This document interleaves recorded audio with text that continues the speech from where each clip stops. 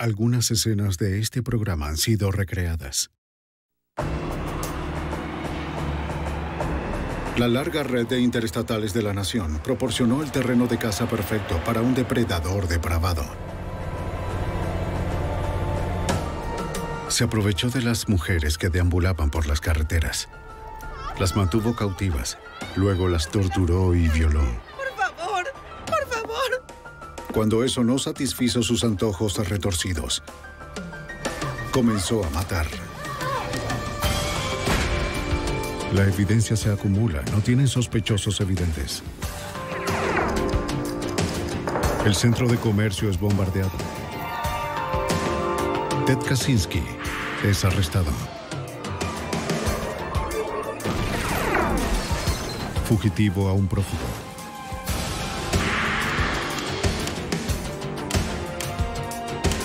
Los archivos del FBI. Un violador en serie atacó a mujeres desprevenidas en todo el país. Era solo cuestión de tiempo hasta que sus oscuros impulsos se descontrolaran y lo condujeran al asesinato. Siguió un camino tan aleatorio que era imposible de rastrear, y todo lo que lo vinculaba a sus crímenes era su acceso a las carreteras y un extraño fetiche sexual. Soy Jim Castron, exdirector del FBI en Nueva York. Cuando los investigadores creyeron que había cometido docenas de crímenes, el FBI estaba decidido a poner freno a su descontrol en los Estados Unidos. Dispuesto a matar. 5 de febrero de 1990. En una carretera de Houston, Texas, Nicole Tuttle, de 18 años de edad, intentó desesperadamente hacer señas a los automovilistas que pasaban por allí. Alguien finalmente la vio y se detuvo. Dios mío, un hombre trató de matarme. Un hombre trató de matarme y no supe qué hacer. El conductor la llevó al teléfono más cercano para llamar a la policía. En la estación de policías de Houston, Nicole le dijo a los agentes que había sido secuestrada y agredida, pero que había logrado escapar. Escapar. Su travesía comenzó en California una semana antes.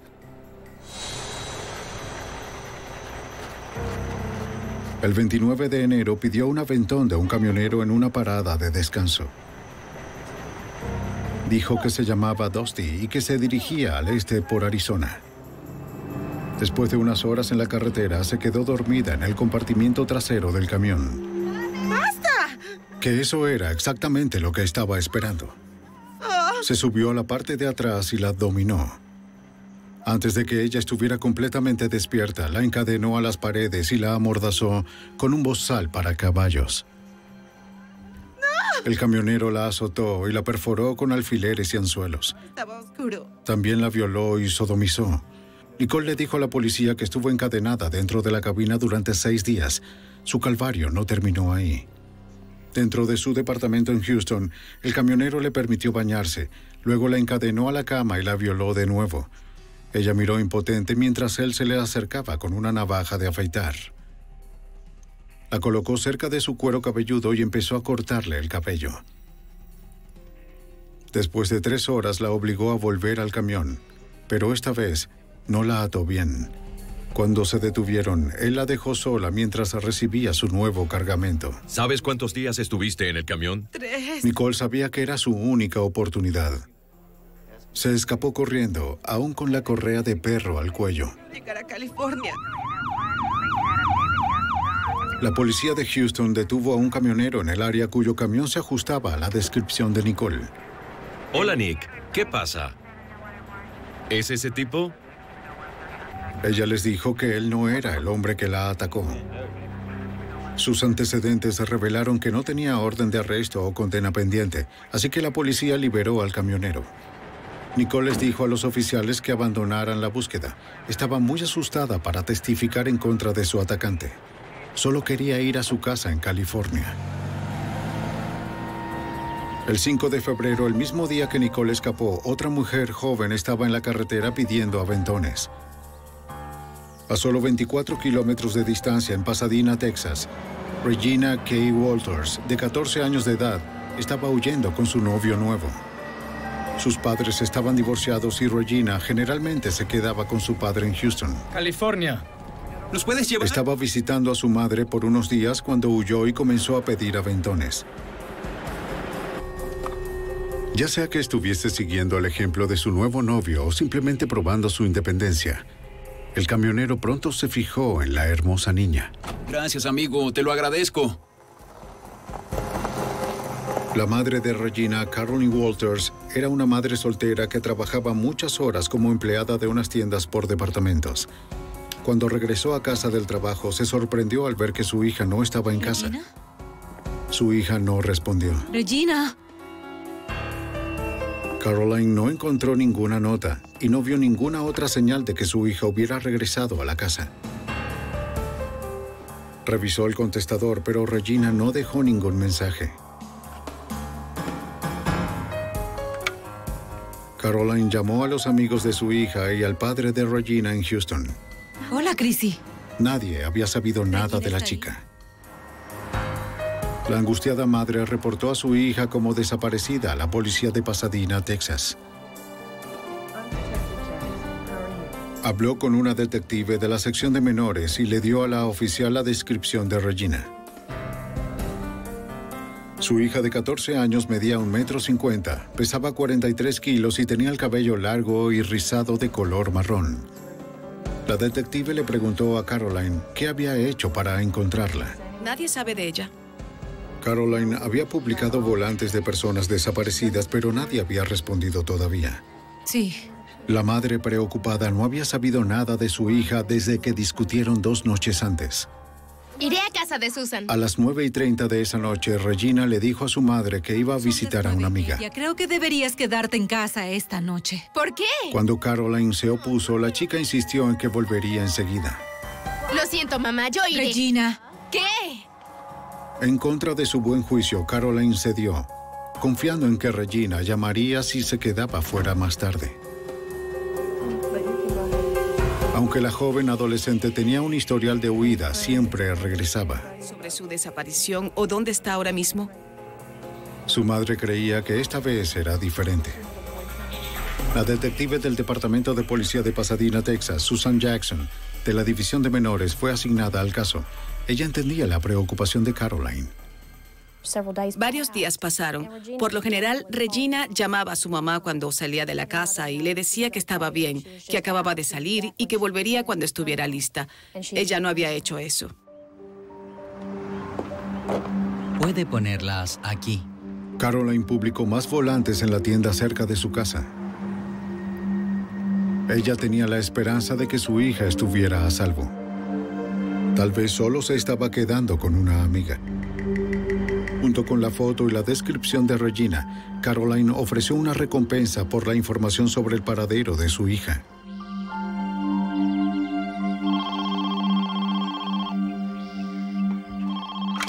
Cinco días después de la desaparición de Regina, Caroline recibió una llamada telefónica. ¿Regina? La persona que llamó había visto a Regina hablando con 2 jóvenes la noche que salió de la casa de su madre. La persona solo conocía a los hombres como Billy y Ricky, pero ella recordó que Billy tenía una novia con el peculiar nombre de Urana. Caroline inmediatamente llamó a la policía. Al día siguiente, una segunda llamada le dio a Caroline la dirección de un departamento donde habían visto a Regina en una fiesta 2 días antes.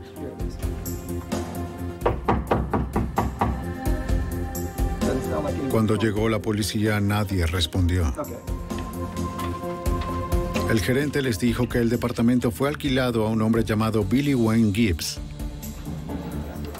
A la mañana siguiente, la detective les contó a sus colegas sobre el caso. Ella mencionó que estaba buscando a Gibbs en relación con la desaparición de Regina.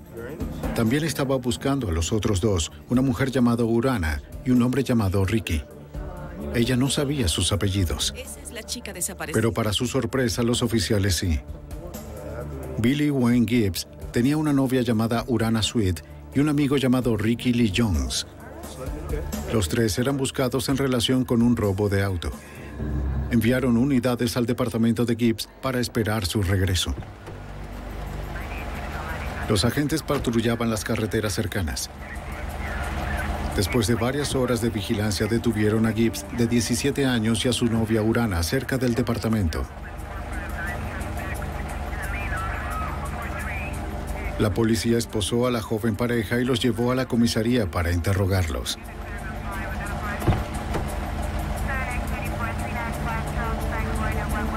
El tercer sospechoso, Ricky Lee Jones, seguía en libertad.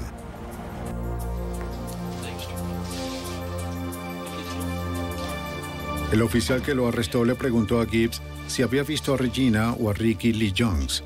Gibbs dijo que había hablado con ellos 4 días atrás, pero no sabía más nada. Le dijo a la policía que Ricky y Regina estaban enamorados y que planeaban huir a México, donde Ricky tenía parientes. El detective sospechaba que Jones, de 18 años, tenía otra razón para abandonar la ciudad. Si lo atrapaban con Regina, podría ser acusado de contribuir a la corrupción de una menor. Regina tenía 14 años y obviamente eran novios en ese momento. Cuando vieron los volantes que la madre había dejado fuera con la recompensa por su ubicación, decidieron que sería mejor que abandonaran el área para que no los atraparan. Y fue entonces cuando decidieron irse pidiendo aventones a México. El detective se enteró de que Ricky Lee Jones estaba en libertad condicional por robo. Huir de la jurisdicción era una violación a la libertad condicional, así que emitió una orden de arresto en su contra. También introdujo la descripción de Regina en el NCIC, el Centro Nacional de Información sobre el Crimen, una base de datos que enumera tanto a las víctimas como a los criminales en todo el país. Si Regina fuera localizada por cualquier departamento de policía del país, se notificaría a la policía de Pasadena, Texas. Hasta entonces, sin dirección o vehículo conocido, sería difícil encontrarlos. A 24 kilómetros de distancia, la policía de Houston entrevistó a Jerry Walters, el padre de Regina. Les dijo que el 17 de marzo por la noche había recibido una llamada inquietante al teléfono de su casa, número que no figuraba en la guía. La conversación fue breve y Walters no reconoció la voz de la persona que llamaba. Hola.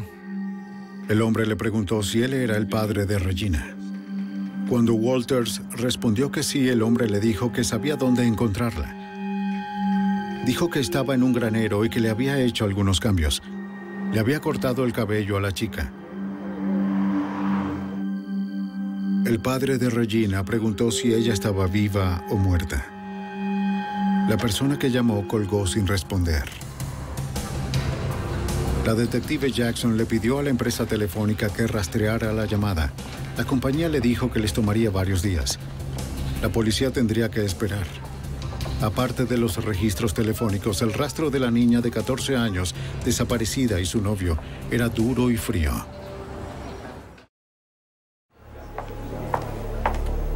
En marzo de 1990, la detective Susan Jackson, de la policía de Pasadena, Texas, continuó la búsqueda de Regina K. Walters, de 14 años. La niña estaba desaparecida desde febrero, cuando salió de la casa de una amiga con su novio de 18 años, Ricky Lee Jones. La única pista de la detective era una llamada anónima hecha al padre de Regina el 17 de marzo. La llamada aún no había sido rastreada. La misma noche que el padre de Regina recibió la llamada en Houston, la madre en Pasadena, Texas, también recibió una llamada. ¿Hola? Ella grabó la conversación como la policía le había aconsejado. Sí. Un hombre desconocido le dijo a Caroline que se reuniera con él a las 6:30 de la mañana siguiente en la tienda local. Tenía algo que decirle sobre Regina y quería decirlo en persona. Sin dar su nombre ni descripción, colgó. Caroline llamó a la detective Jackson, quien le dijo que era arriesgado encontrarse con él. Cuando Caroline insistió, Jackson dijo que la policía iría con ella para protegerla. Desde lejos, los agentes vigilaban a Caroline, mientras esperaba en la tienda de comestibles a la persona desconocida. No tenía forma de saber si el hombre sabía quién era ella, ni de cómo identificarlo. Su única esperanza era que él se acercara a ella.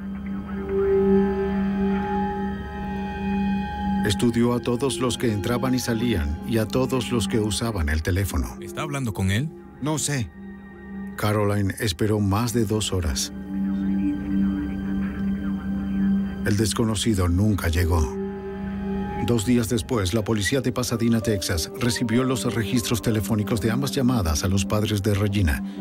Se enteraron de que la llamada al padre de Regina en Houston la hicieron desde una gasolinera en Ennis, Texas, a 320 kilómetros al noroeste de donde fue vista por última vez. La llamada a la casa de su madre en Pasadena se hizo desde un teléfono público a pocas cuadras de distancia.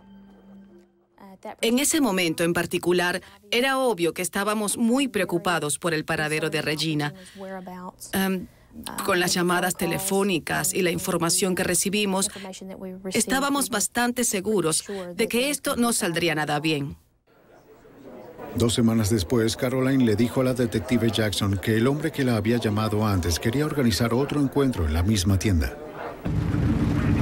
La policía rastreó la llamada hasta un teléfono público cercano. La persona que llamó había huido.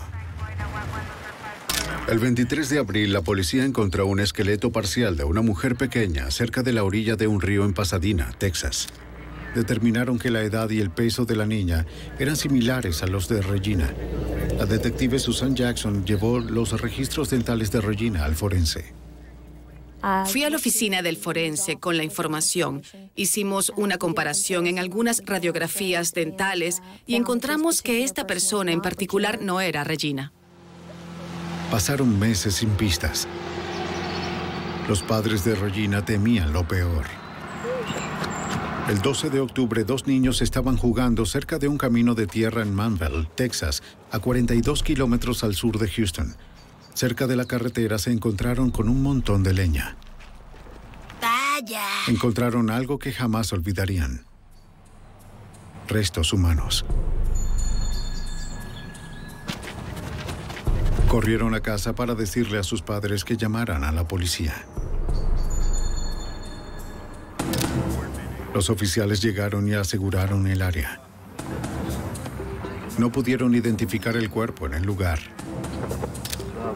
Estaba demasiado descompuesto y no había ninguna billetera o identificación cerca.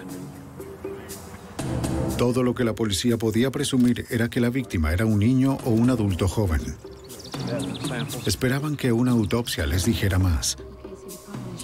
La detective de Pasadena, Texas, viajó a la oficina del médico forense del condado de Harris, trayendo los registros dentales de Regina. La forense comparó esos registros con las radiografías del cadáver. No coinciden. Pero no coincidían. Fue un poco decepcionante, aunque nos sentimos muy aliviados de que no fuera Regina. Sus padres, en este punto en particular, estaban preocupados de que íbamos a recuperar un cuerpo y no íbamos a localizar a Regina con vida, y estaban listos para algún tipo de cierre en este punto. Mientras la búsqueda continuaba en Texas, hasta el otoño de 1990, un granjero se preparó para quemar su viejo granero en el condado de Bond, Illinois. No había entrado en años. El granjero subió al pajar para hacer una última revisión del lugar. Miró por el lugar abandonado, pero solo encontró objetos que hacía tiempo que habían sido desechados. Nada parecía especialmente inusual o fuera de orden. Entonces, algo le llamó la atención. Miró más de cerca el heno esparcido y vio un esqueleto que parecía ser humano. El granjero llamó inmediatamente a la policía.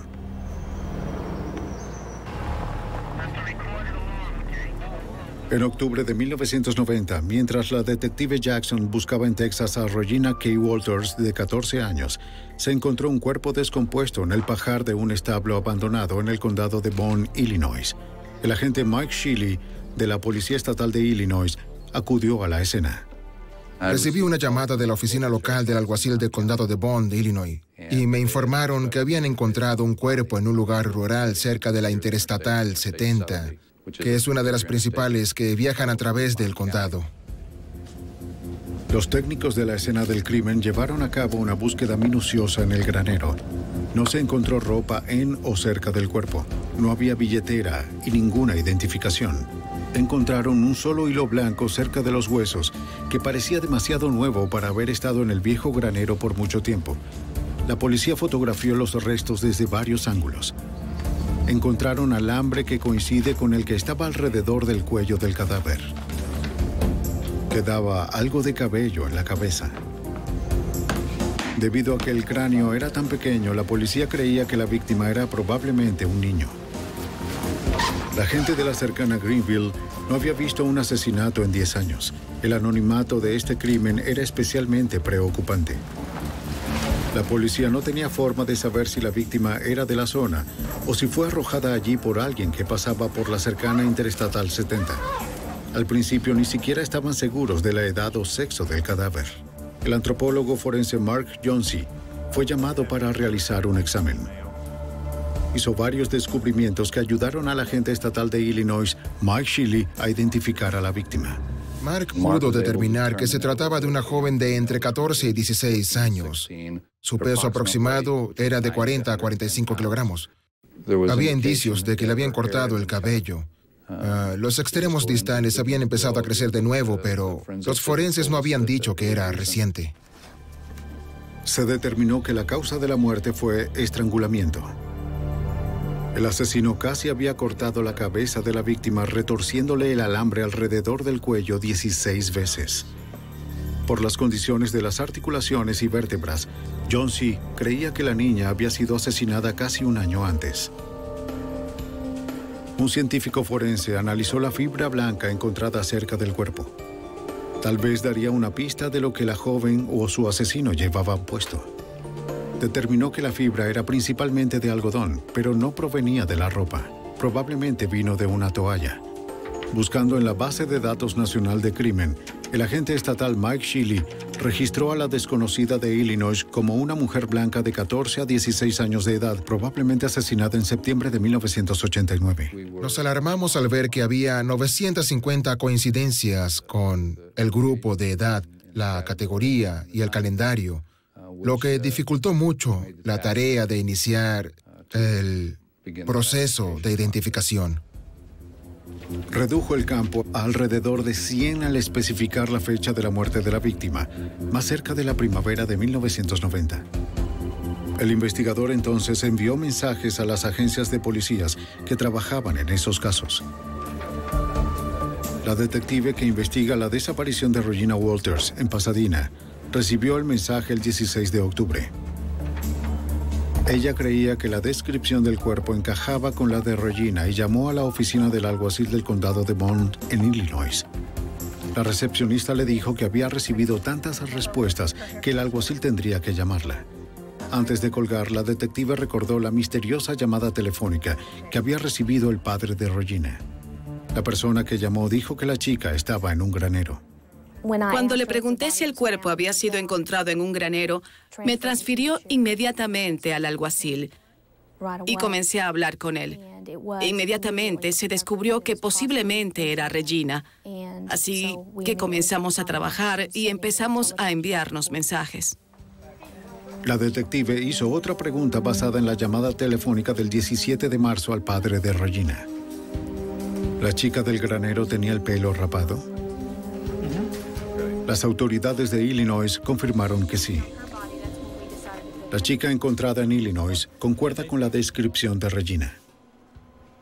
Enviamos una copia de los registros dentales a Greenville, Illinois, a la oficina del alguacil, y esos registros dentales fueron comparados con el cuerpo que fue descubierto allí y se confirmó que era el cadáver de Regina.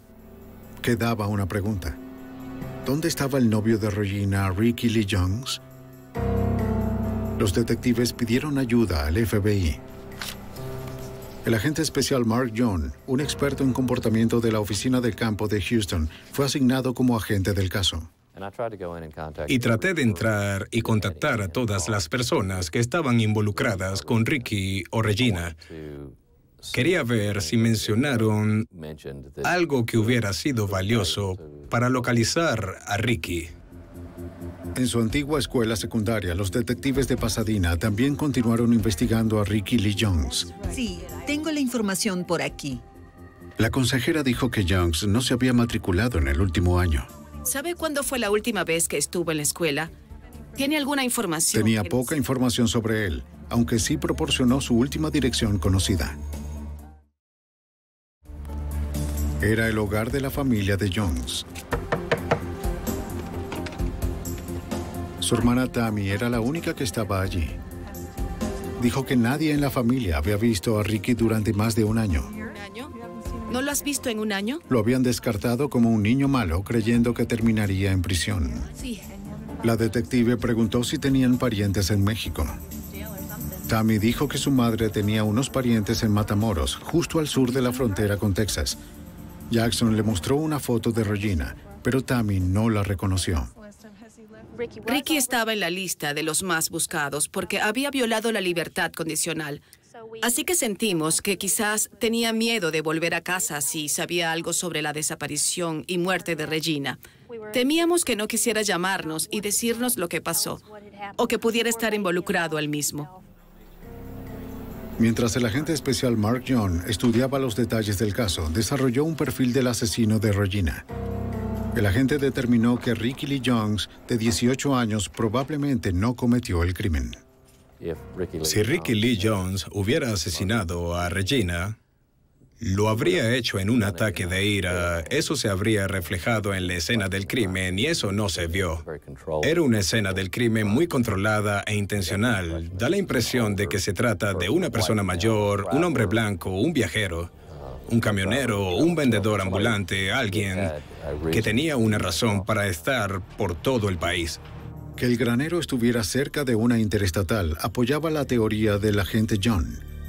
La escena del crimen le dijo al agente más sobre el asesino sádico. Le había quitado la ropa a Regina, la había matado lentamente por estrangulamiento y, lo más significativo, le había cortado el cabello. Quien quiera que haya cometido el crimen estaba haciendo cosas más allá de lo necesario para perpetrarlo. Tal vez un depredador sexual o sádico, una persona que también cometió otros crímenes. Los investigadores fueron alertados de otro crimen en la ciudad de Marshall, Texas, 320 kilómetros al norte de Houston. Se encontraron restos óseos de un joven que fueron arrastrados a la orilla de un arroyo. El cráneo había sido perforado en el lado izquierdo con un arma de fuego de pequeño calibre. Aunque había pocas pruebas para identificar positivamente el cuerpo, la edad y la ubicación de la víctima llevaron a la policía a pensar que probablemente era Ricky Lee Jones. Llegué a la conclusión de que no había otras pistas que cubrir en este caso. El caso se cerró en nuestra división. No teníamos salida. Para los investigadores, parecía que el hombre que había matado a Regina K. Walters y a su novio estaba impune. Mientras la casa de un sádico asesino se detenía en Pasadena, Texas, a miles de kilómetros al oeste de Arizona, las autoridades se encontraron con un problema en sus propias carreteras.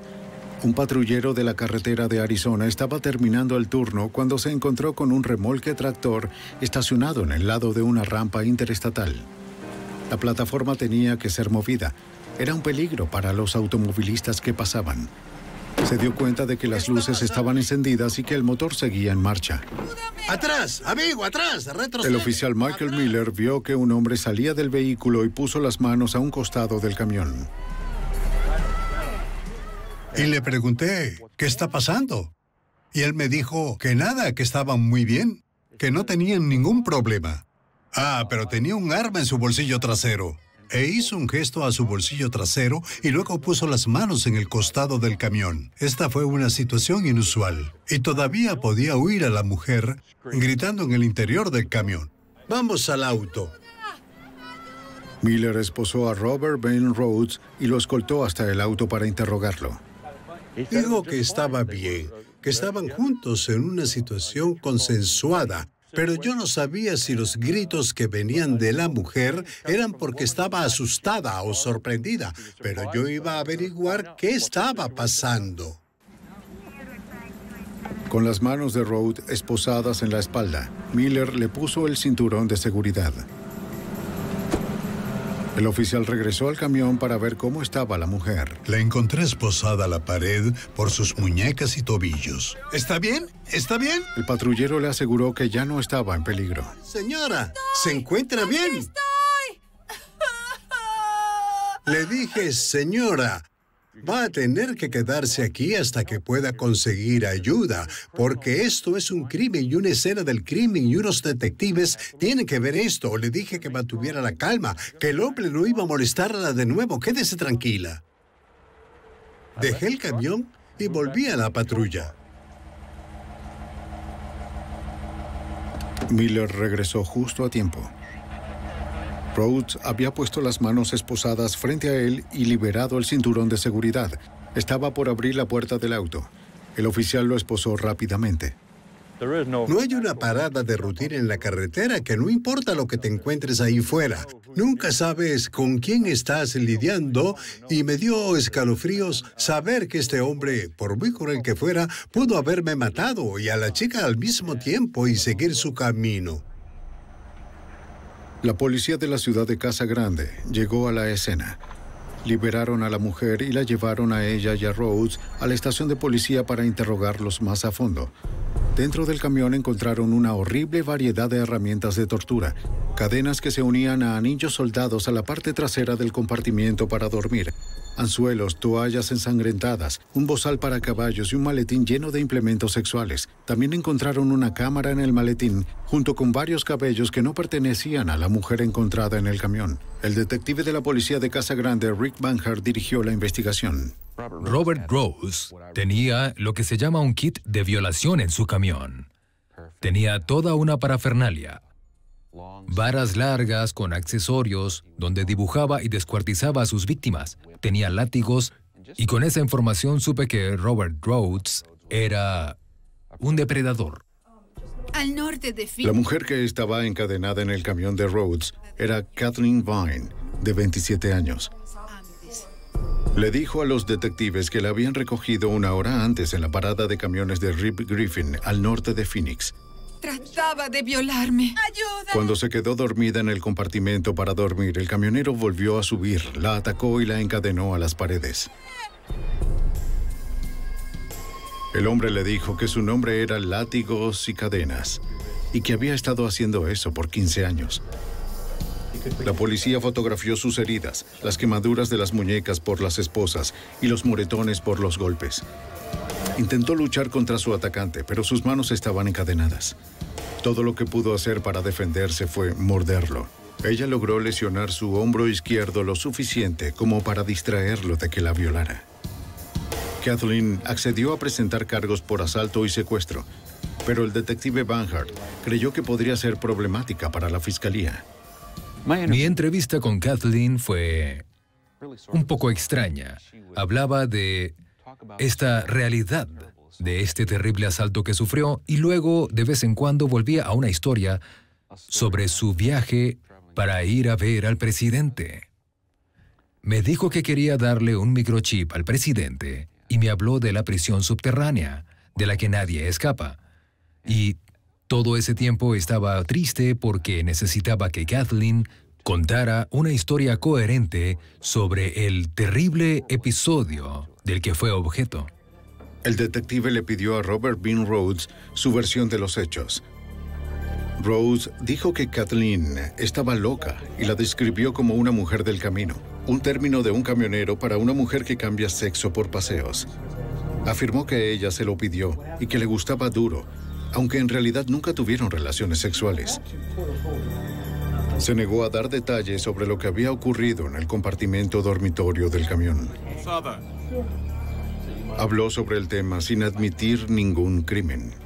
¿Puede quitarse la ropa, por favor? La policía fotografió la herida de Rhodes. Parecía una mordedura en su hombro izquierdo, justo cuando Kathleen se había dado cuenta. Rhodes afirmó que sufrió la lesión mientras cargaba su camión, pero el detective Banhart creyó la historia de Kathleen. Dijo que trató de morderle la garganta, pero él se movió y lo mordió en el hombro izquierdo. Y tenemos la foto de la marca de la mordida y su historia. Corroboró completamente lo que pasó en la cabina dormitorio. Los fiscales locales arrestaron a Robert Ben Rhodes y lo detuvieron por agresión, ataque sexual y secuestro. Pero la única testigo, Kathleen Vine, sufría de delirios paranoicos. Para mantenerlo tras las rejas, necesitaban testigos adicionales. La afirmación de Kathleen de que Rhodes había estado secuestrando mujeres durante más de 15 años persiguió al detective Banhart.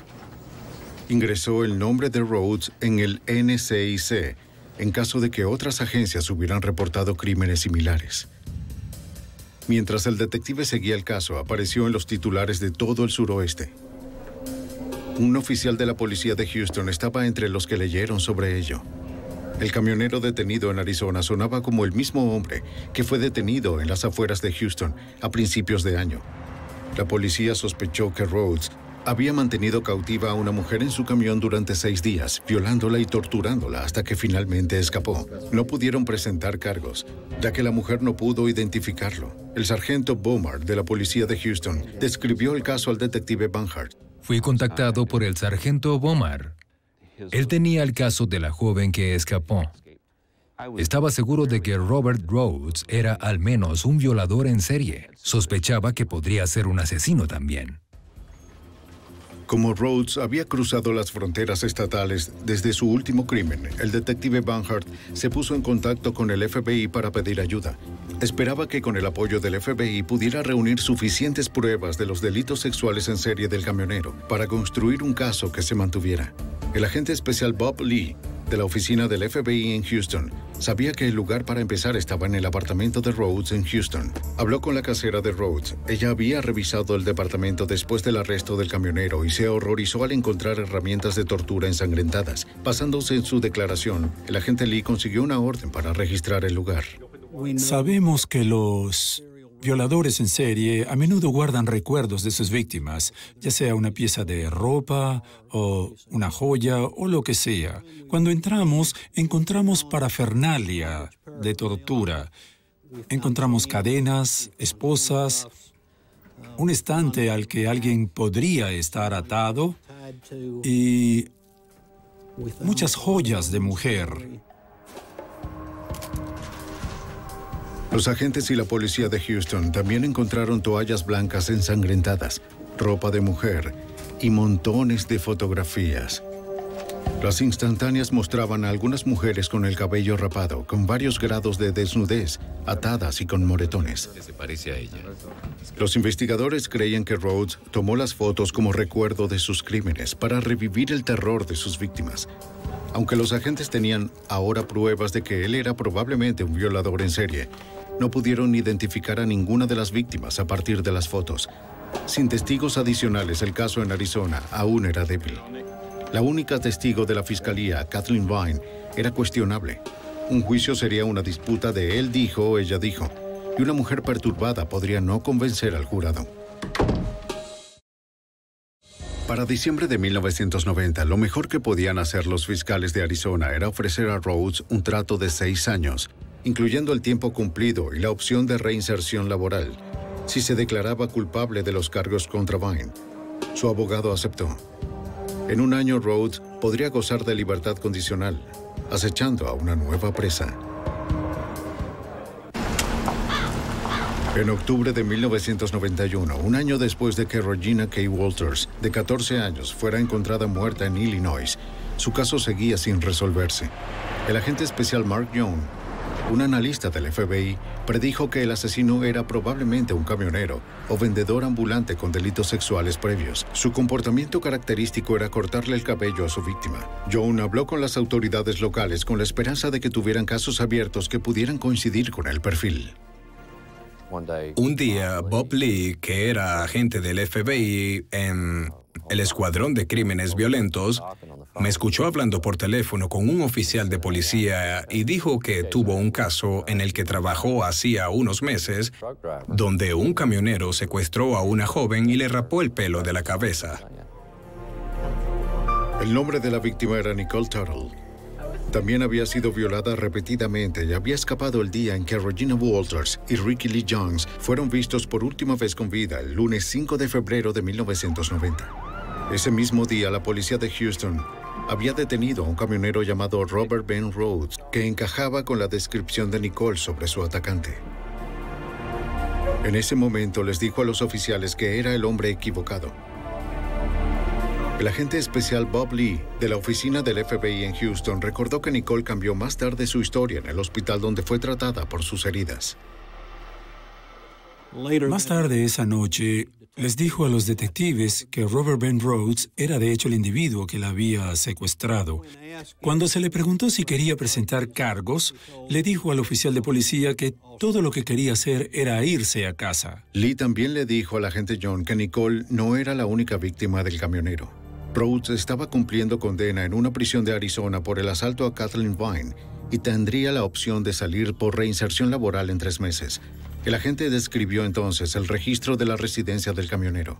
Y él dijo que habían encontrado algunas fotos en su departamento, algunas de sus propias fotos, con alguien de pelo corto que al parecer estaba en un granero. Las escalofriantes fotos retrataban a una joven en diferentes lugares con una variedad de trajes seductores.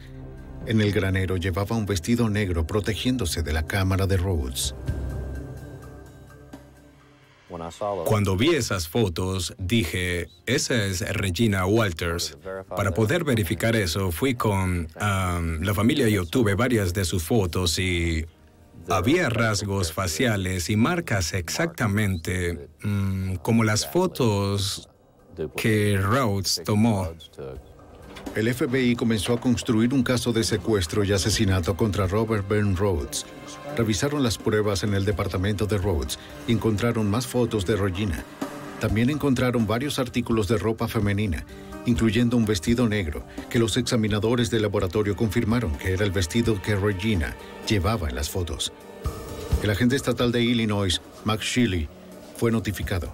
Envió las pruebas encontradas en el granero de Greenfield al laboratorio del FBI en Houston. Los examinadores del laboratorio descubrieron que la fibra de algodón recuperada en Illinois era consistente con las toallas ensangrentadas encontradas en el departamento de Rhodes en Houston. Pero los resultados no fueron concluyentes, ya que ese tipo de toalla era muy común. El detective Jackson de Pasadena, Texas, se reunió con los agentes Sheely, John y Lee en la oficina del FBI en Houston para discutir lo que necesitaban para una acusación sólida contra Rhodes por el asesinato de Regina y las otras víctimas anónimas. Con Rhodes acercándose a la fecha de liberación, el agente estatal de Illinois, Mike Sheely, sabía que iban contra reloj. Era candidato para libertad condicional y en realidad tenía la opción de trabajar fuera de la prisión, casi en un sistema de libertad condicional, así que estábamos bajo presión para que lo acusaran y lo arrestaran por los cargos que se le imputaban. Siéntate aquí. De acuerdo. Los agentes entrevistaron al antiguo empleador de Rhodes en Houston, Mike Eggleton. De uno de sus empleados. El dueño de la empresa de camiones no se sorprendió al verlo. Eggleton había sido interrogado por las autoridades anteriormente. Hace unos años, la policía local sospechó que el camionero había agredido a una mujer en la parte trasera de su camión, pero nunca se presentaron cargos formales. El camión que Rhodes había conducido lo habían vendido, pero Eggleton proporcionó su número de identificación de vehículo, así como los registros de transporte y los recibos de combustible de Rhodes. Mientras los agentes esperaban a que se encontrara el número de identificación del camión, se armó una cronología de los viajes de Rhodes. Los agentes encontraron recibos de combustible de una gasolinera en Ennis, Texas, el 17 de marzo de 1990, en el mismo lugar y fecha en el que se hizo la llamada al padre de Regina, Jerry Walters. Varias de las llamadas locales a la madre de Regina, Caroline, también coincidieron con la estadía de Rhodes en Houston. Se mantuvo una pregunta sobre las llamadas.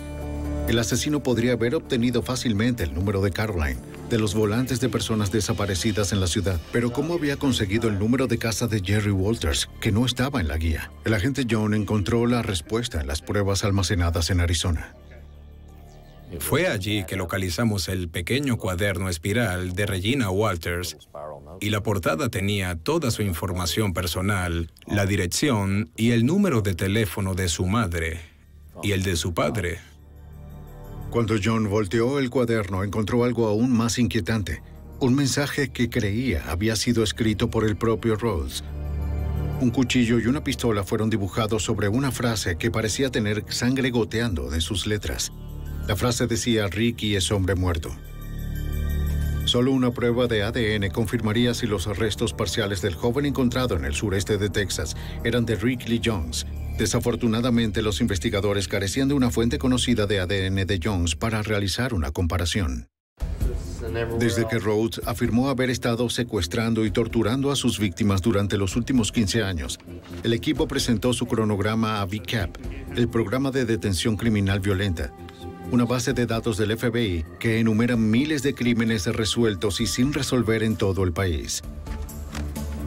A pesar de la información limitada y las lagunas en la línea de tiempo, la detective Jackson no se sorprendió cuando el sistema devolvió más de 50 posibles coincidencias con casos abiertos de homicidio y personas desaparecidas. Sus viajes a Houston, Baltimore, a Los Ángeles y viceversa, en cuestión de 4 o 5 días, podrían dar una idea de a cuánta gente tiene acceso y de los lugares remotos en los que podría abusar de estas personas y deshacerse de ellas. Una semana después, los agentes localizaron el camión de Rhodes. Habían pasado 2 años desde que lo condujo por última vez. Desde entonces, la cabina había sido limpiada, repintada y utilizada por otros conductores, pero la evidencia de sus crímenes de alguna manera sobrevivió. Los investigadores recuperaron un solo mechón de cabello de la cabeza que era consistente con el de Regina. Milagrosamente, también encontraron una pequeña huella dactilar en la tapicería de vinilo en el compartimento para dormir que coincidía con sus huellas. Eso demostró que había estado en el camión, pero no demostró cuándo ni si había estado allí en contra de su voluntad. En enero de 1992, casi 2 años después de la desaparición de Regina, los investigadores determinaron que las pruebas no eran lo suficientemente decisivas para probar el secuestro interestatal. Abandonaron el caso federal. A una semana de la audiencia de libertad condicional de Rhodes, los investigadores convencieron al fiscal del condado de Bond para que presentara cargos en Illinois por asesinato capital. Sabían que las pruebas eran circunstanciales, pero siguieron adelante. Temía que pudiera escapar y también creo que, debido al hacinamiento en los sistemas penitenciarios y ese tipo de cosas, podría ser puesto en libertad. El 6 de febrero, los investigadores viajaron a la prisión estatal de Arizona en Florence para entregar la orden a Rhodes. Su plan era confrontar a Rhodes con fotos de Regina, con la esperanza de obtener una confesión. Una declaración incriminatoria reforzaría su caso. ¿No la recuerdas? No. El presunto asesino en serie estaba tranquilo, incluso altanero. Pasamos aproximadamente 1 hora con él, pero Rhodes no estaba dispuesto a hablar con nosotros y negó estar involucrado en la muerte y fue muy firme en sus declaraciones. En ese momento sabíamos que íbamos a tener que probar nuestro caso. Los agentes creían que Rhodes sabía que estaban buscando una confesión porque sus pruebas eran débiles. Sospechaban que este hombre tan arrogante estaba apostando a que podían levantar los cargos. Tal vez creía que no les importaban lo suficiente sus víctimas como para ser condenado. Muchos agresores en serie, ya sean asesinos u otros depredadores sexuales, elegirán víctimas que consideran personas olvidadas porque confían en el elemento de que las fuerzas de seguridad y la sociedad no se preocupan realmente por los viajeros, ni por las personas menos adineradas, ni por las personas menos establecidas. Se aprovechó de este tipo de personas con la esperanza de no llamar la atención, pero sí pasó. A casi 2 años de la muerte de Regina K. Walters y del secuestro y asalto sexual de al menos otras 2 mujeres, Robert Ben Rhodes fue extraditado de Arizona para ser juzgado en Illinois. Él y su abogado lograron retrasar la fecha del juicio por 6 meses. El 11 de septiembre, el camionero demasiado confiado perdió la calma. En un tribunal del condado de Bond, Illinois, su abogado se comprometió con el cargo de asesinato capital que conllevaba una posible sentencia de muerte. Aceptó una oferta de asesinato en primer grado con pena de muerte. Rhodes fue sentenciado a cadena perpetua sin posibilidad de libertad condicional. Incluso cuando cumple su condena en una prisión de máxima seguridad en Chester, Illinois, los investigadores no han abandonado el caso. Siguen reuniendo pruebas comprometidas a probar que Regina K. Walters no fue la única víctima de asesinato de Rhodes. Hay otra foto de una mujer aún no identificada que se subió a su camión. Estamos un poco preocupados de que esa pueda ser otra víctima. Cualquiera que entre a la zona de confort del camión de un asesino en serie puede ser otra víctima. Los investigadores continúan trabajando en la identificación de las mujeres desconocidas del pasado de Rhodes, con la esperanza de llevar un pequeño consuelo de cierre a sus familias en duelo.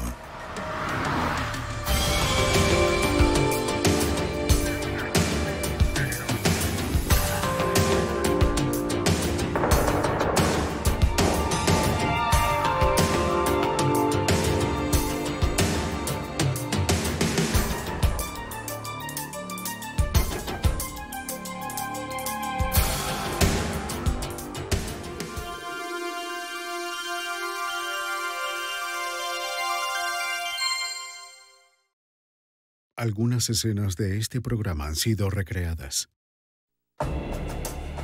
El sol y las playas del sur de la Florida cautivan a todo tipo de personas. Jóvenes aspirantes a modelos vienen hasta acá esperando ser descubiertas. A principios de febrero de 1984, los sueños de estrellato se tornaron en pesadillas cuando varias jóvenes mujeres desaparecieron. Ese fue el comienzo de una serie de asesinatos crueles y aterradores que se extendieron por el país. La evidencia se acumula, no hay sospechosos evidentes. El centro de comercio es bombardeado. Ted Kaczynski es arrestado.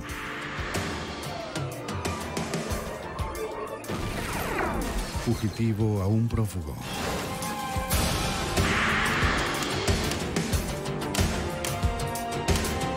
Los archivos del FBI. El trabajo de una modelo es atraer la atención del público. Pero en 1984, algunas aspirantes comenzaron a atraer publicidad de una forma nueva y horrible. Los sueños de glamour se transformaron en pesadillas cuando varias jóvenes desaparecieron y luego fueron halladas, torturadas y asesinadas. Soy Giles Armstrong, exdirector del FBI en Nueva York. Cuando surge un sospechoso, la lista del FBI de los 10 más buscados se convierte en la herramienta que utilizamos para tratar de encontrarlo. El asesino de modelos.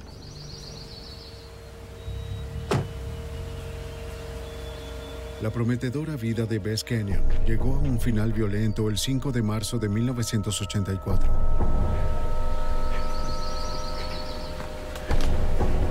La atractiva joven de 23 años soñaba con convertirse en una modelo. Incluso había llegado a ser finalista en el concurso de Miss Florida. Pero todas sus esperanzas le fueron truncadas la tarde de ese lunes.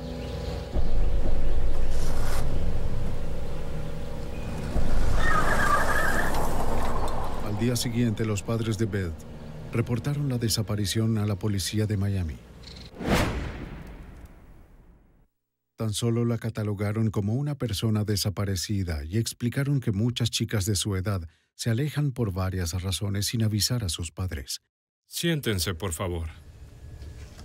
Pero los Kenyon sabían que su hija no era de las que se esfumaba luego de unos días de fiesta.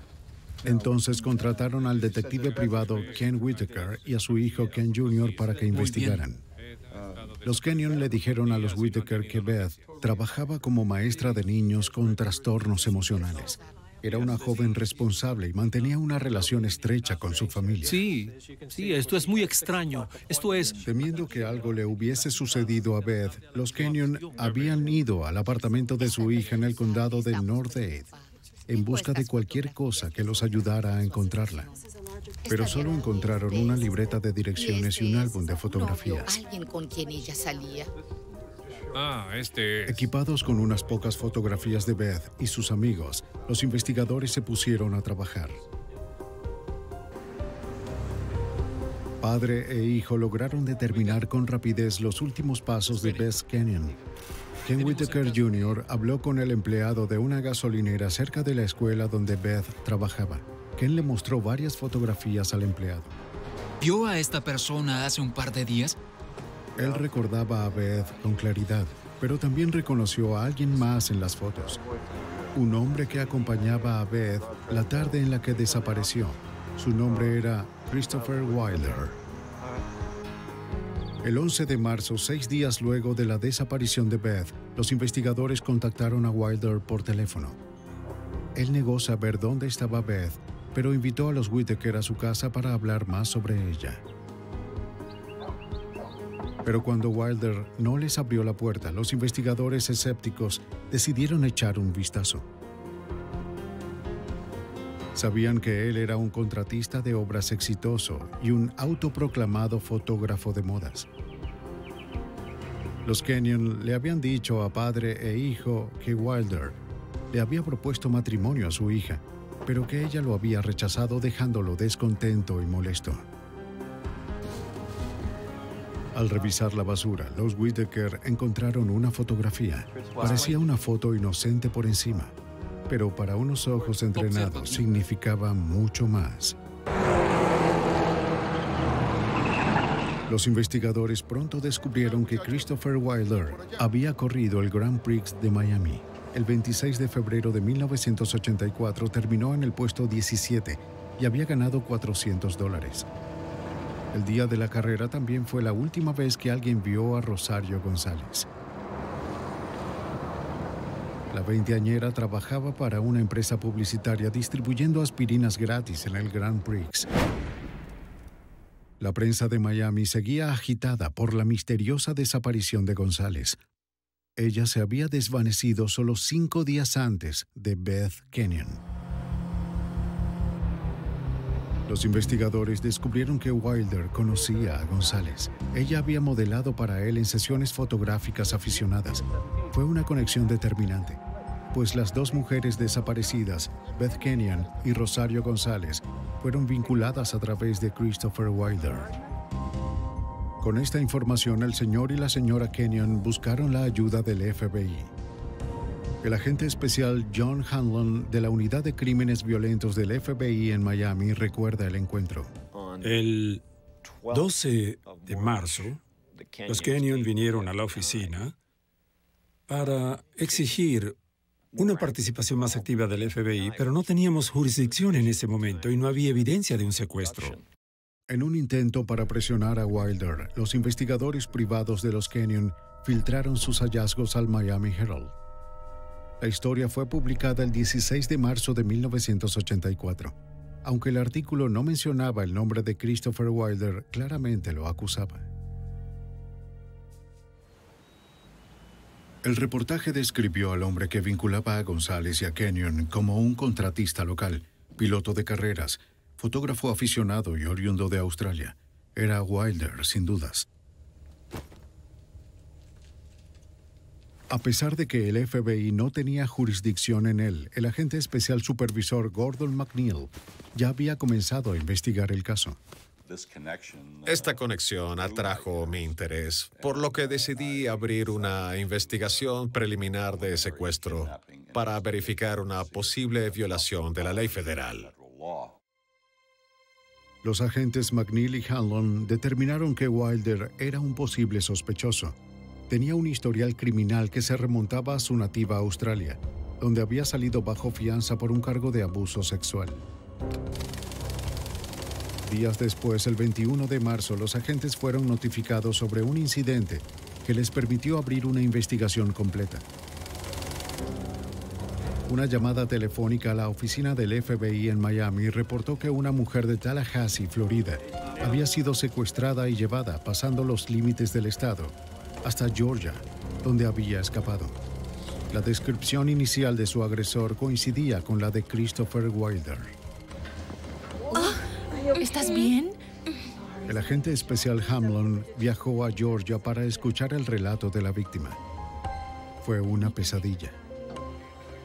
Oh, disculpa, tienes una visita. Hola, soy el agente especial John Hanlon del FBI y necesito... Linda Grover, de 19 años, le dijo a Hanlon que había ido de compras a Tallahassee, Florida, cuando un hombre se le acercó para ofrecerle trabajo como modelo. Portadas de revistas. Tengo cualquier número de contactos. Es un trabajo muy emocionante. Alegando ser un fotógrafo, el desconocido la invitó a su auto para que ella viera su portafolio. Fue a media tarde en un lugar muy concurrido y Linda dijo que sintió que no había nada que temer. ¿No? ¿Con una cara tan linda como la tuya? Cuando él le preguntó si había modelado alguna vez, ella dijo que no. Él la halagó con comentarios sobre lo hermosa que era y le prometió colocarla en la portada de Vogue. Pero Linda indicó que cuando ellos llegaron a su auto, el fotógrafo comenzó a cambiar su historia. Afirmó que había dejado su portafolio en su estudio y le pidió a Linda que lo acompañara hasta allá para buscarlo. Cuando ella titubeó, el hombre la atacó y la empujó dentro del auto. La golpeó detrás de su cabeza y todo se oscureció por completo. Él me golpeó. Cuando ella recobró la conciencia, estaba recorriendo un camino rural. Cuando su secuestrador vio que volvía en sí, detuvo el auto en un lugar apartado.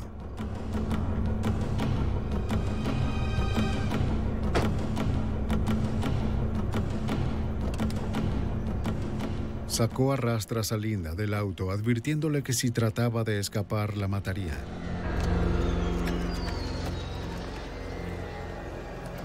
Aprisionó su cuello con sus manos y la estranguló hasta que perdió el sentido.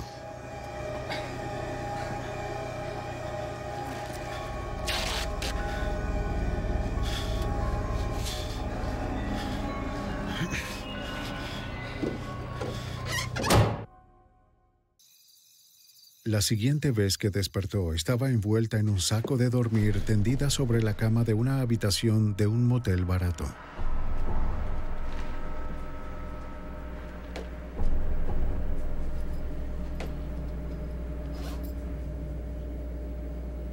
Una vez más la amenazó con asesinarla si trataba de escapar. No te muevas. La ató a la cama y cerró sus ojos con un pegamento muy fuerte. En las siguientes horas, el secuestrador violó, golpeó y torturó varias veces a Linda Grover. Cuando desobedecía sus órdenes, la aturdía con un cable que había convertido en un artefacto para electrocutar. El abuso fue tan intenso que Linda comprendió que estaría muerta antes de que alguien la encontrara. ¿Crees que podrías reconocer el auto? Logró soltarse y se encerró en el baño. ¡Ayúdeme! ¡Auxilio! Golpeó las paredes y gritó para pedir ayuda. ¡Por favor, ayúdeme! ¡Detente! ¡Auxilio! ¡Detente! ¡Auxilio! ¡Detente! ¡Auxilio! ¡Hey! ¡Alguien que me ayude! ¡Detente ahora! ¡Quiero salir! ¡Detente! ¡Detente! ¡Ayúdame, por favor! ¡Te lo advierto! El violador entró en pánico, tomó lo que pudo y huyó.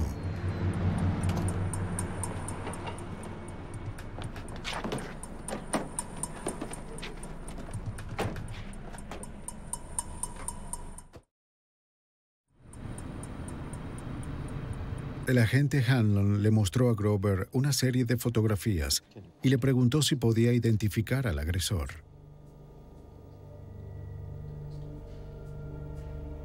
No tuve la menor duda al respecto. Había pasado horas con esta persona y ese era él. Lo identifiqué sin dudar. Era Christopher Wilder. Ahora con 35 años, candidata a un doctorado y madre soltera, la determinación de Linda Grover fue la que le salvó la vida. Eso también la convirtió en una testigo muy importante, dispuesta a arriesgarlo todo por el arresto de su agresor. Estuve en el hospital durante una semana, o algo así, y luego tuve que irme del país mientras él seguía fugitivo, porque les preocupaba mi seguridad personal y les preocupaba la seguridad de mi familia. Tan atroz fue la traumática experiencia de Grover que se logró elevar la investigación a la categoría de un caso federal. Debido a que había sido secuestrada a través de límites estatales, ahora el FBI poseía jurisdicción total. Christopher Wilder ahora era solicitado por el secuestro y violación de Linda Grover y se mantenía como el sospechoso principal de las desapariciones de Rosario González y Beth Kenyon. Era obvio que ahora se trataba de una violación federal y teníamos todos los argumentos para destinar todos los recursos del FBI en este caso.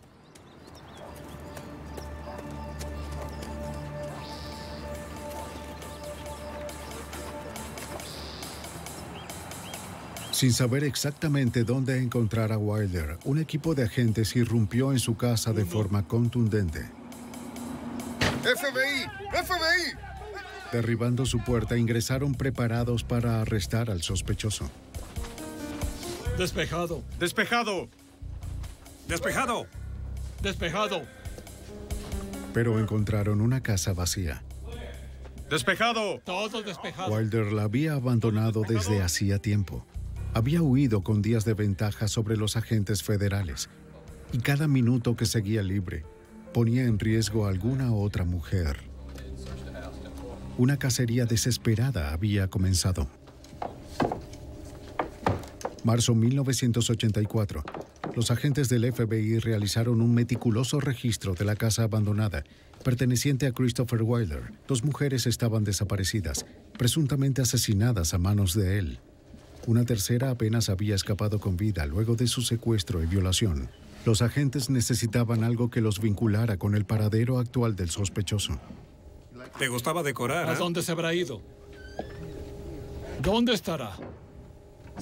Pero antes de irse, Wilder había preparado su casa para cualquier investigador. El lugar estaba impecable. En principio no había huellas dactilares en la casa de Wilder. Siempre se encuentran huellas dactilares dentro de cualquier vivienda. Parecía que todo había sido limpiado por completo. No, la verdad es... El FBI y las autoridades locales hicieron averiguaciones en Miami y West Palm Beach, pero nadie reportó haber visto o escuchado de Wilder desde que había dejado a Linda Grover en un motel de Georgia. El FBI alertó a la policía para que estuvieran atentos al auto de Wilder. Le solicitaron a bancos y compañías de tarjetas de crédito que vigilaran cualquier transacción que pudiera realizar. Pero los sistemas informáticos de 1984 eran lentos, las pistas se diluían y a menudo ya era muy tarde para dar una respuesta rápida. Esas pistas que obtuvimos no pudieron ser comprobadas. Porque... El 21 de marzo de 1984, un técnico en reparaciones de Florida Central notó algo inusual en un arroyo poco profundo.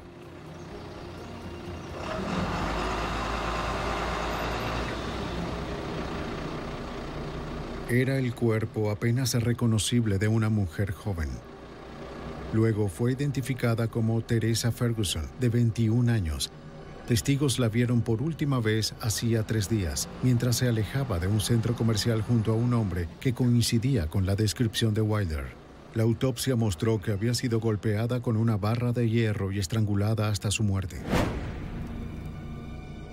El perfil de la víctima y la brutalidad del crimen apuntaban a Wilder. Pero nada de esto lo vinculaba directamente. Si se trataba del contratista australiano, los agentes del FBI sabían que había un asesino en serie suelto. Uno que debía ser detenido antes de que asesinara de nuevo. Los agentes continuaron siguiendo el rastro del sospechoso. Una cámara de seguridad automática fotografió a Wilder en un banco de Tampa. Los registros bancarios mostraron que había retirado de sus cuentas más de $19,000. Era una muy mala señal. Ahora su presa tenía el dinero para viajar a donde quisiera. Para el 22 de marzo de 1984, Wilder ya estaba en Texas. Allá está nuestro auto.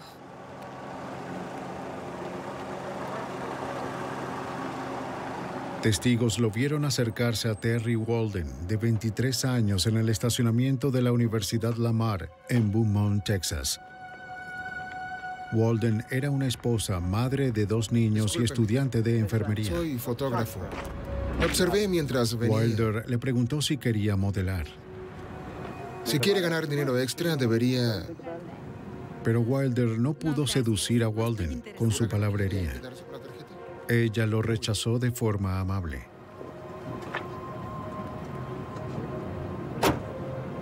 No tenía forma de saber que pronto lo vería de nuevo.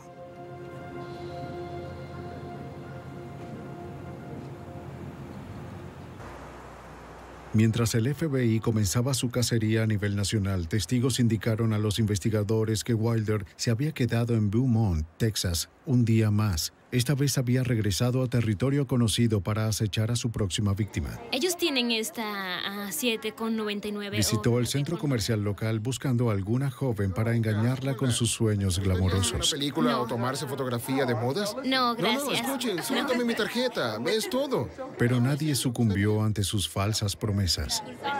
Está bien, está bien. Luego de haber sido rechazado varias veces, vio un rostro familiar. Era Terry Walden. Había ido a hacer algunas compras luego de dejar a su hija de 4 años en la guardería. ¿Podrías tomar mi tarjeta y considerarlo? De nuevo, Terry rechazó a Wilder. No. Estoy seguro de que podrías... No, gracias. De acuerdo. Pero esta vez, él no aceptaría un no como respuesta. Mientras abandonaba el centro comercial, Wilder la siguió a su auto. A plena luz del día, en medio de un estacionamiento muy concurrido, Wilder atacó a Walden, la golpeó dejándola inconsciente y la introdujo en su Mercury Cougar.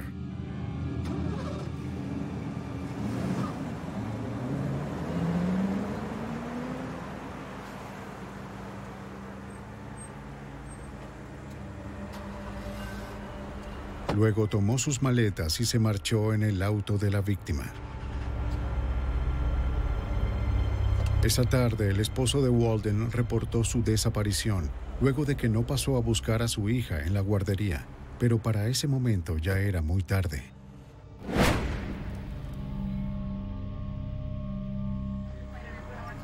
El cuerpo de Terry Walden fue encontrado días después flotando en un canal cerca de Beaumont, Texas.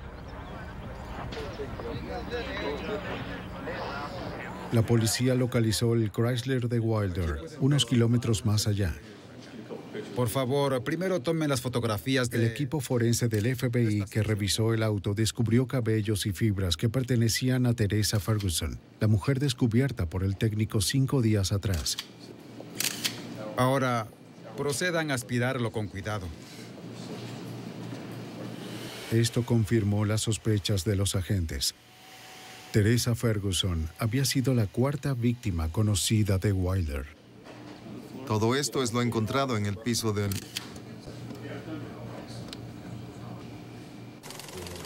McNeil y Hanlon estimaron que el asesino les llevaba al menos 2 días de ventaja.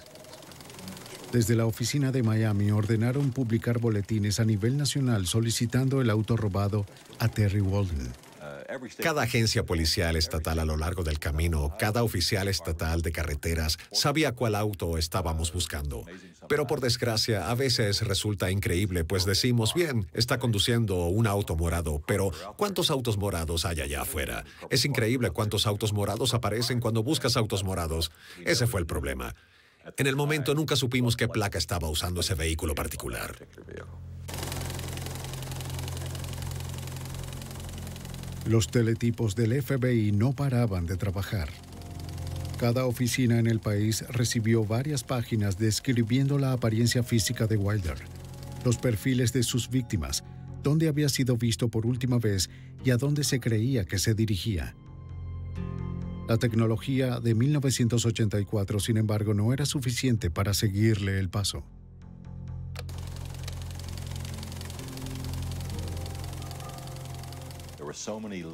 Había tantas pistas sobre Wilder recorriendo todo el país, y cada una de ellas llegando a todas las oficinas del FBI con información, que el sistema de teletipo del FBI fue respaldado por 48 horas, por cerca de 2 semanas, debido al volumen de información que iba y venía sobre Wilder. Esto dejó a la agencia una sola forma de rastrear a Wilder. Tendrían que seguir el macabro rastro de cadáveres que desechaba mientras huía. La siguiente víctima fue Susan Logan, de 21 años. Había sido vista por última vez en un centro comercial cerca de la ciudad de Oklahoma. Un pescador se topó con su cuerpo 2 días después de su desaparición. El lugar donde desapareció y la forma como había muerto indicaban una sola cosa, que había muerto a manos de Christopher Wilder. En este caso en particular, teníamos a un individuo que estaba secuestrando, violando, torturando y asesinando a una mujer cada día y medio. Así que existía una presión muy intensa, como era de suponer. Una tecnología lenta y un fugitivo veloz limitaban al FBI. Pero el 28 de marzo al fin tuvieron el golpe de suerte que estaban esperando. Wilder se registró en un motel en Rifle, Colorado, usando una tarjeta Visa robada. El FBI supo que él tenía la tarjeta y que la estaba usando, pero no habían podido rastrearla antes de Rifle. En esos días de 1984 no se contaba con la validación instantánea de tarjetas de crédito cuando llegabas a un hotel. Solo se corroboraban los montos que excedían los $100. En cada hotel en el que Wilder se quedó a lo largo de su ruta asesina, los cargos oscilaron entre los $50 y los $60. Quizás por puro aburrimiento, el empleado del motel decidió llamar y conformar la tarjeta de crédito esa noche, en vez de hacerlo por correo al día siguiente. En lugar de la aprobación, el empleado recibió un número telefónico para que llamara de inmediato. Una llamada muy tempranera movilizó la oficina del FBI en Denver, Colorado. Al fin, el FBI sabía dónde se encontraba el fugitivo. A tempranas horas de la mañana del 29 de marzo, 4 agentes llegaron a la habitación de Wilder, seguros de que habían acorralado al asesino. ¡FBI! ¡Orden de allanamiento! ¡Vayan! ¡FBI! No estaba allí. Con la misma rapidez con la que había respondido el FBI, Wilder los había evadido. Por alguna razón desconocida, el fugitivo había partido antes del amanecer. Era la mejor pista que la agencia había tenido y habían fallado. Una vez más, las frustradas fuerzas especiales no sabían dónde se encontraba el depredador. Temían que estuviera en uno de los muchos centros comerciales que había en un día en auto desde Rifle, Colorado. 29 de marzo de 1984.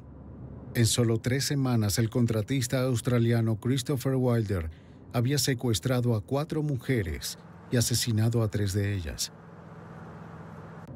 Los agentes del FBI notaron un patrón en su campaña de violencia.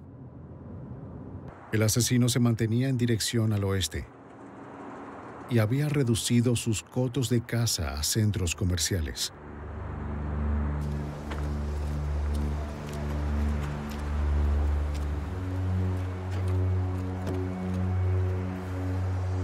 Cheryl Bonaventura, de 18 años, había sido vista por última vez en el centro comercial Mesa de Grand Junction, Colorado.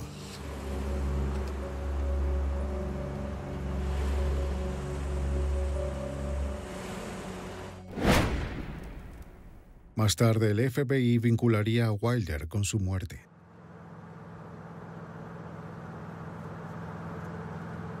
Teníamos a un hombre que sabíamos que estaba al acecho, un hombre que sabíamos que cada día que pasaba tenía a un alma desdichada, sufriendo un miedo mortal por su vida, muriendo en condiciones de peligro extremo de una forma dolorosa.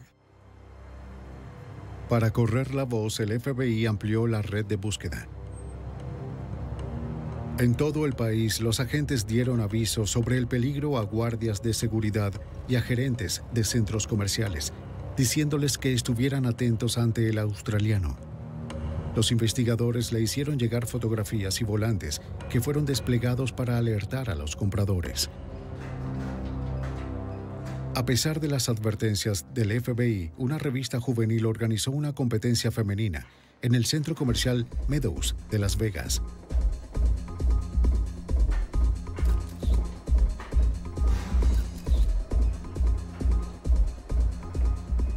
Wilder se presentó, armado con su cámara.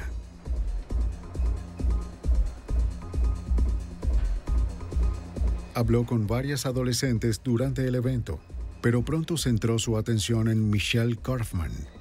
La joven de 17 años había conducido más de 40 kilómetros desde su hogar en Boulder City, en Nevada. Nerviosa por participar en su primer casting de modelaje, les había pedido a su familia y amigos que le permitieran ir sola. Luego de una conversación con Wilder, Kaufman se cambió de ropa y dejó el centro comercial en su compañía. Era un 1 de abril.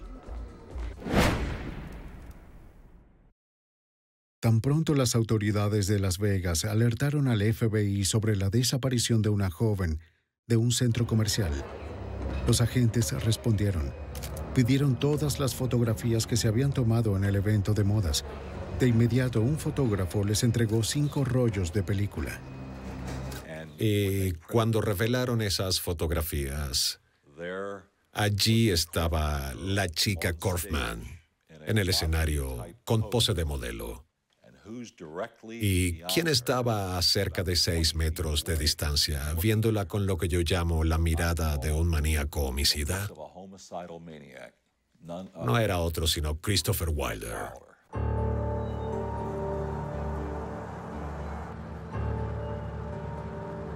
Tal como las demás, la joven Michelle Kaufman sufrió a manos de Wilder.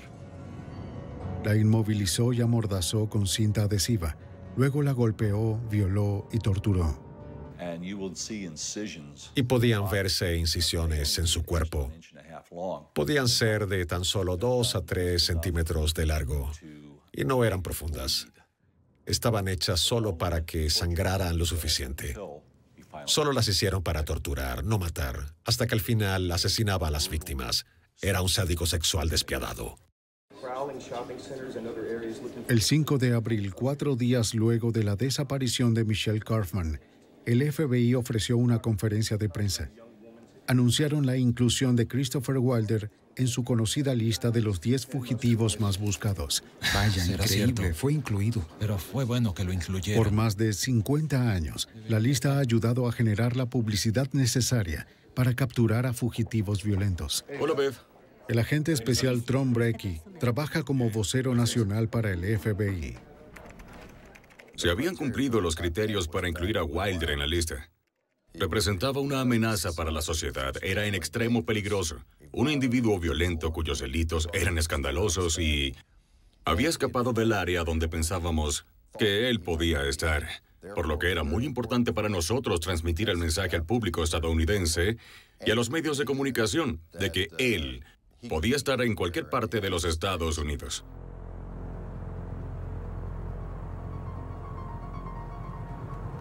Pero la inclusión de Wilder a la lista de los 10 fugitivos más buscados llegó un día tarde para Tina Marie Risico. En Lomita, California, el día previo a la conferencia de prensa, la joven de 16 años fue al centro comercial y de modas Del Amo para solicitar un trabajo de verano. La estudiante de secundaria quería ahorrar para comprar un auto. Conoció a Christopher Wilder cuando le dijo que era perfecta para una sesión fotográfica que tenía. Perfecta, que puedo darte $100 aquí mismo, si quieres. Le dio $100 en efectivo y le prometió que habría mucho más. Sí, eres la correcta. Sé que lo eres. Sí. ¿Tienes algunos minutos para comenzar? ¿Qué edad tienes? 16. ¿16? Y es que cuando te vi me dije, esta es la chica.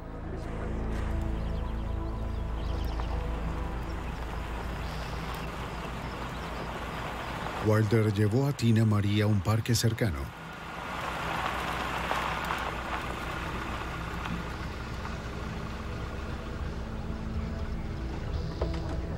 Al principio todo avanzó como si se tratase de una sesión legítima. Me encanta esta locación. Dijo que la locación tenía la luz perfecta para la cámara. Creo que puede ser aquí. Es tan encantador. Cuando comenzó la sesión, una entusiasta Tina Marie se esforzó por complacer a su fotógrafo. Eso es. Cuando Wilder le dijo que sonriera, ella lo hizo. Cuando le pidió que ladeara su cabeza, también lo hizo. Y luego todo se arruinó. Ahora, entra al auto. ¿Está bien? Él apuntó a su cabeza una Magnum 357 y le dijo que se subiera al auto. ¡Rápido, rápido! La aterrorizada joven no tuvo otra opción sino obedecer.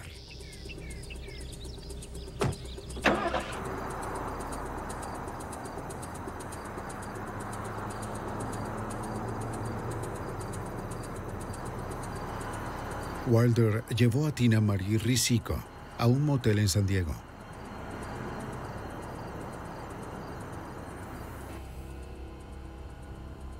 Allí, como a las otras, golpeó a su joven víctima, la ató a la cama y la violó varias veces. Wilder le cortó con su cuchillo y la electrocutó usando cables que ató a diferentes partes de su cuerpo. El nivel de crueldad dejó perplejo al agente Hanlon. Entonces te preguntas, ¿por qué alguien quisiera hacerle eso a otra persona? Aterrorizarlas tanto, causarles tanto daño, torturarlas con un cable eléctrico y luego asesinarlas como si fueran un pedazo de basura.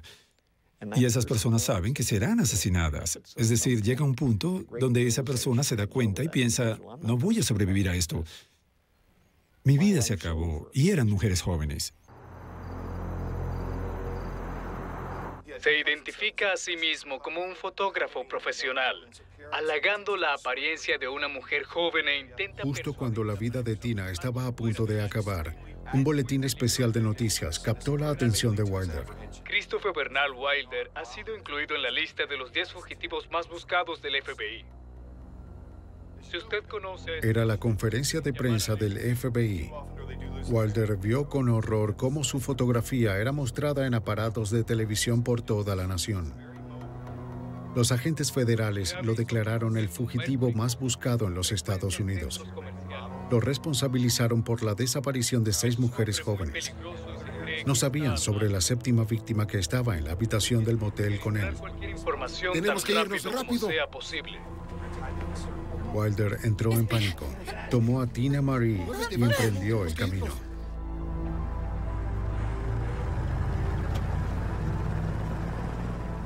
Pero ahora que encabezaba la lista de los 10 fugitivos más buscados, Wilder estaba en la portada de cada periódico y al frente de cada telediario en el país. Era el titular de portada de cada periódico de Estados Unidos. En cada telediario, en cada programa radial, hablaban de Christopher Wilder y mostraban su fotografía diciendo su nombre, Christopher Wilder.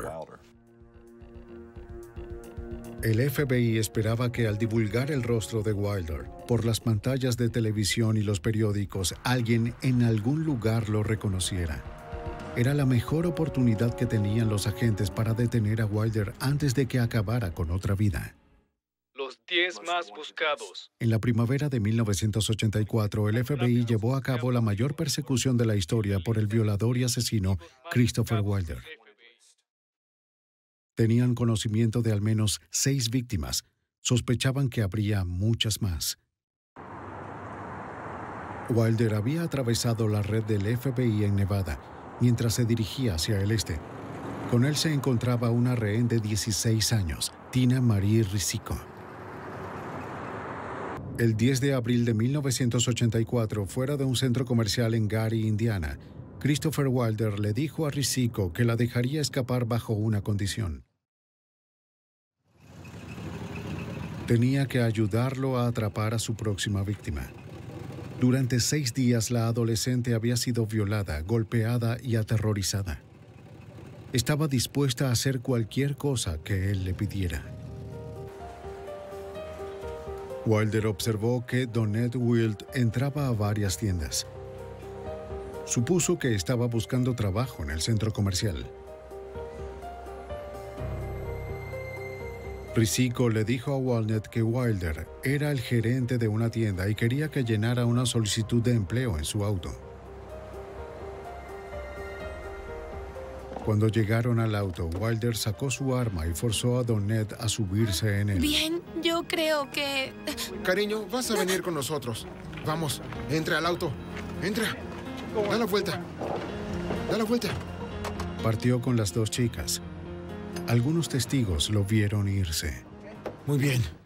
A una mujer joven, muy atractiva, como todas las víctimas de Wilder, se le habían llevado, la habían visto irse con un sujeto que pensaron era Christopher Wilder, de un centro comercial en el área de Indianápolis. Y entonces, cuando nos llegó esa información, supimos que... Pues ahora sabíamos que él se dirigía hacia el este. La agencia puso a todos los agentes al este de Mississippi a trabajar en el caso. A pesar de su promesa, Wilder se negó a liberar a Tina Marie. En su lugar, forzó a Risico a observar cómo él torturaba y violaba a Donette. La pesadilla continuó durante 2 días. Despierta, despierta. La mañana del 12 de abril de 1984, Tina Marie escuchó una voz familiar en las noticias. Todas nuestras energías para que Tina regrese a casa, viva, a salvo. Eso es lo que todos esperamos. Con estas palabras... En televisión nacional, la madre de Tina Marie le suplicó al secuestrador que no le hiciera daño a su hija. Señales de que su hija aún sigue viva y... Wilder entró en pánico de nuevo. Tomó a sus rehenes y huyó. ¿Y tú? Vístete. ¡Ahora! Wilder exclamó que era solo una cuestión de tiempo antes de que el FBI lo encontrara. Detuvo el auto en una zona boscosa cerca de Penn Jam, Nueva York. Quédate aquí. Le ordenó a Risico que no se moviera. Donette estaba dopada con pastillas para dormir. Aún así, él la forzó a adentrarse en el bosque. Una vez a solas, Tina Marie ponderó la oportunidad de escapar. Pero el horror de los últimos 9 días la había destrozado mentalmente. Se quedó tranquila. ¿Qué estás haciendo? Sigue caminando. Vamos, vamos. Caminando a través del bosque, Donette Wild se recuperó poco a poco hasta comprender que Wilder iba a asesinarla. Tranquila. No quería morir apuñalada. Le suplicó que en su lugar le disparara. ¡Nos vamos! Ignorando sus súplicas, Wilder la apuñaló 2 veces en el pecho. Y la dejó allí para que muriera.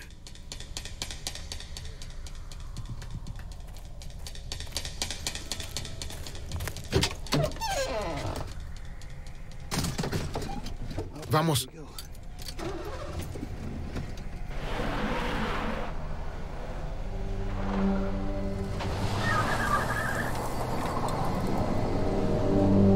En cuanto comenzó a conducir para marcharse, el temor de que Donette Wild podría seguir viva se apoderó de él.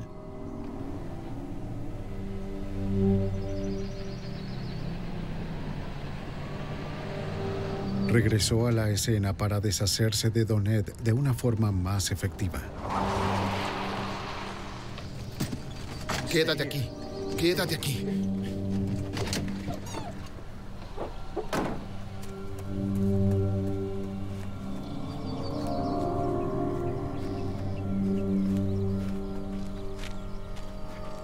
Cuando llegó, apenas pudo creer lo que veía.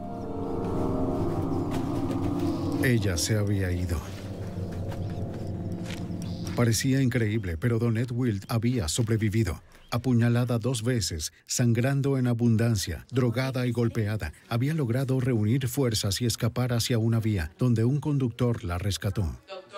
Vengo a hacerle algunas preguntas. Gracias. Gracias al testimonio de Wild, el FBI sabía que Wilder se dirigía al noreste, conduciendo aún el Mercury Cougar que le había robado a Terry Walden. Siempre en ese auto. Pero, ¿por cuánto tiempo? Mercury Cougar. Luego que regresó y descubrió que Donette ya no estaba allí, desde luego supo que tenía que hacer algo con ese vehículo. Necesitaba uno nuevo. Y se fue al oeste del estado de Nueva York. De nuevo se dirigió al centro comercial más cercano. Esta vez en Victor, Nueva York, donde vio un Pontiac Firebird dorado. Le dijo a Risico que se encargara de conducir el Cougar y lo siguiera donde él fuera. Ahora. Él sometió a Beth Dodge, de 33 años. Apuntándola con un arma, la forzó a sentarse en el asiento de atrás de su Firebird. Una Tina Marie, destrozada a nivel emocional, solo hizo lo que se le ordenó. Wilder condujo una media hora hacia una zona aislada.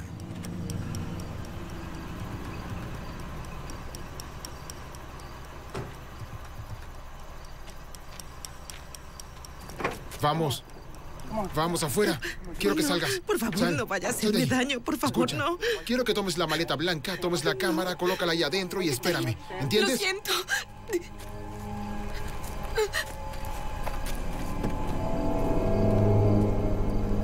Obligó a Beth Dodge a ir hacia el bosque.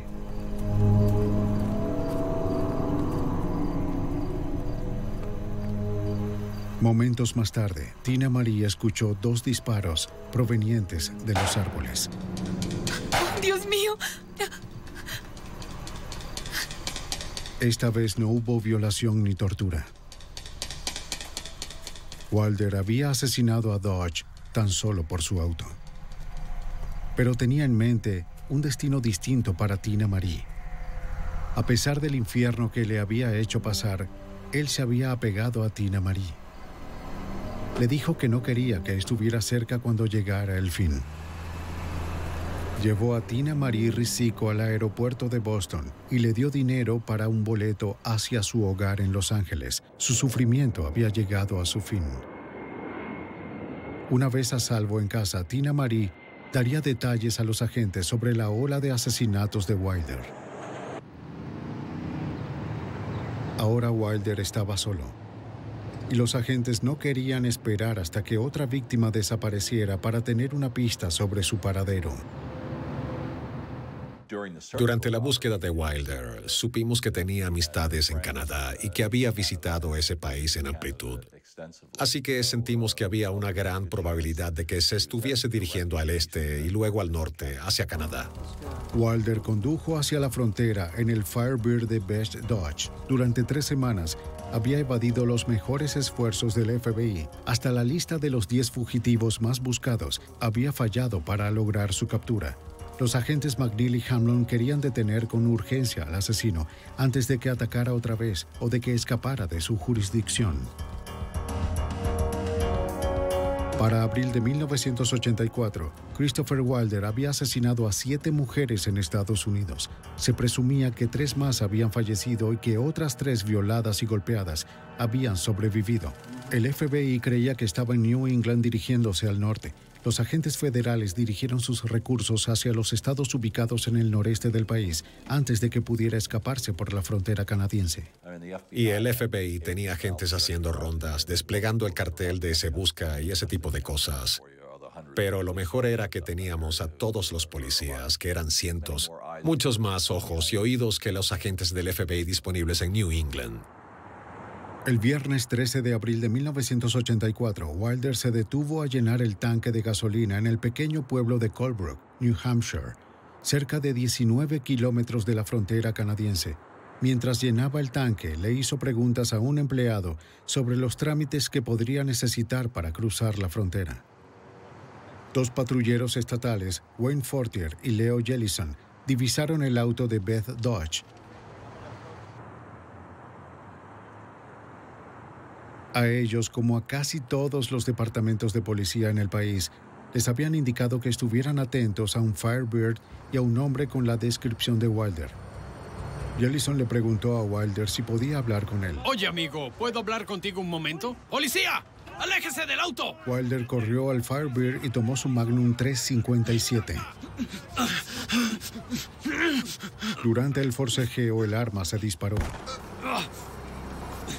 El oficial Jellison resultó herido en el pecho. Él viviría. Pero Christopher Wilder no.